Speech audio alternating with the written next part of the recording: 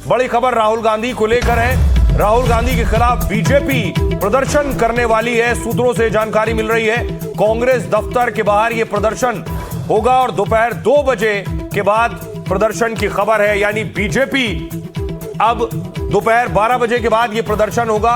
BJP अब इस मुद्दे को बिल्कुल डिफेंसिव नहीं, अटैकिंग मोड में शायद दिखना चाहती है, इसलिए अब वो कांग्रेस के घेराव की तैयारी कर रही है।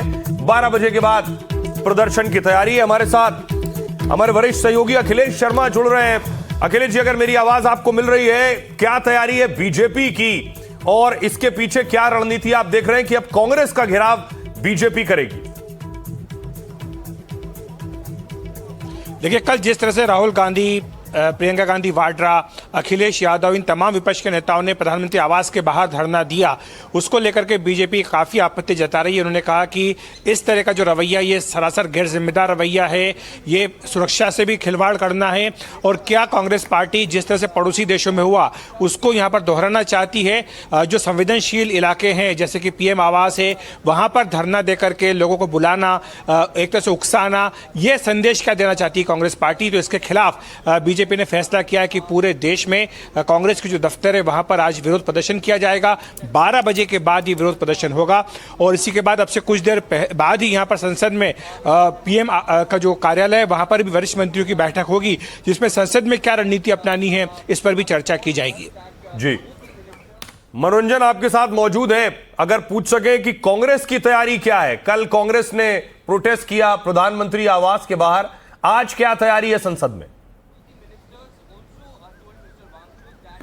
देखिए, कांग्रेस पार्टी का कहना है कि अब पूरा विपक्ष उसके साथ है। जिस ढंग से कल राहुल गांधी धरने पर बैठे थे, प्रियंका गांधी, उसके साथ अखिलेश यादव का आना, सुप्रिया सुले का आना, उसके बाद अखिलेश यादव का साथ साथ जाके गिरफ्तारी देना, तो उससे विपक्ष के हौसले काफ़ी बुलंद है। विपक्ष कह रहा है कि संसद में तो चर्चा हो ही, लेकिन अब मांग जो है इस्तीफे पे आके अड़ गई है। अब धर्मेंद्र प्रधान का इस्तीफा चाहते हैं, गृह मंत्री का इस्तीफा मांग रहे हैं, तो कई मांगे जो है उनकी बढ़ गई है और इससे जो है संसद में मुझे नहीं लगता कि कोई बीच का रास्ता फिलहाल निकलता हुआ दिख रहा है। एक चीज हो सकता है कि डिस्कशन के लिए सरकार राजी हो जाए, लेकिन क्या विपक्ष उसके लिए मानेगा? क्या विपक्ष पहले इस्तीफे पे आ रहेगा? लगता नहीं है कि विपक्ष जो है अब अभी थोड़ी भी रियायत सरकार को देने के मूड में है, तो इसलिए आज का दिन भी आप समझिए पीछे हटने को तैयार नहीं है। मनोरंजन जी, आपके पास आएंगे। 2 दिन के हंगामे और गतिरोध के बाद आज सत्र का तीसरा दिन है। सवाल यही है, क्या आज संसद चलेगी या फिर सत्ता पक्ष और विपक्ष के टकराव की भेड़ चढ़ जाएगी? आज की भी कार्रवाई, पेपर लीक, छात्र आंदोलन, राजनीतिक आरोप प्रत्यारोप के बीच देश की नजर आज एक बार फिर संसद पर टिकी हुई है। मनोरंजन जी, जो सवाल आपसे शुरू में था, आज तीसरा दिन है, आज संसद के अंदर क्या रणनीति है? क्योंकि कल जितेंद्र सिंह जब मिले राहुल गांधी से, आज भी ये खबर है कि सरकार बातचीत को तैयार है, सरकार चर्चा को तैयार है सदन में।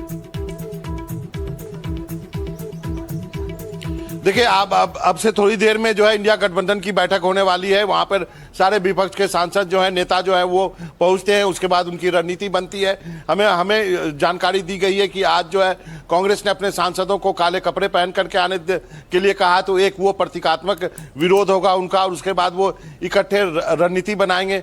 कल जो जितेंद्र सिंह वहां पर गए थे, अखिलेश अच्छे से बताएंगे कि राहुल गांधी की बात जो है पार्लियामेंट्री अफेयर मिनिस्टर से कराई गई थी और वो एग्री कर गए थे कि चर्चा यदि आप करना चाहते हैं तो कर सकते हैं। लेकिन क्या आपको लगता है कि चर्चा करने से विपक्ष क्या मान जाएगा? विपक्ष ने अपनी जो मांग है वो बदल दी है। पहले राहुल गांधी ये कह रहे थे कि सदन में चर्चा होनी चाहिए, जब डॉक्टर जितेंद्र सिंह वहां गए थे तो उनसे यही बात कही गई थी, लेकिन बाद में जब दोबारा जितेंद्र सिंह गए तो उनको ये कह दिया गया कि नहीं, अब तो हमको शिक्षा मंत्री का इस्तीफा चाहिए। तो ये उसके बाद फिर उन्होंने उसमें गृह मंत्री अमित शाह का भी इस्तीफा जोड़ दिया। तो जो मांगे एकदम बढ़ाते जा रहे हैं, उससे लग रहा है कि गतिरोध बना हुआ है।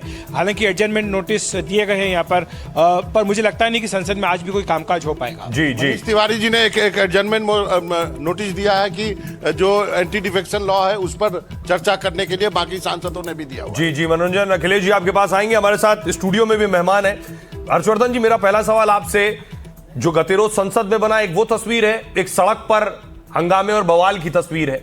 आप इस प्रदर्शन को कैसे देख रहे हैं? प्रदर्शन चल रहा है, आगे लंबा चलेगा? क्योंकि प्रदर्शन से जुड़ी जो तस्वीरें सामने आ रही हैं वो जरूर परेशान करने वाली। देखिए सुहेल, मुझे लगता है कि प्रदर्शन तो ये लंबा ही चलेगा और 2 वजहें हैं।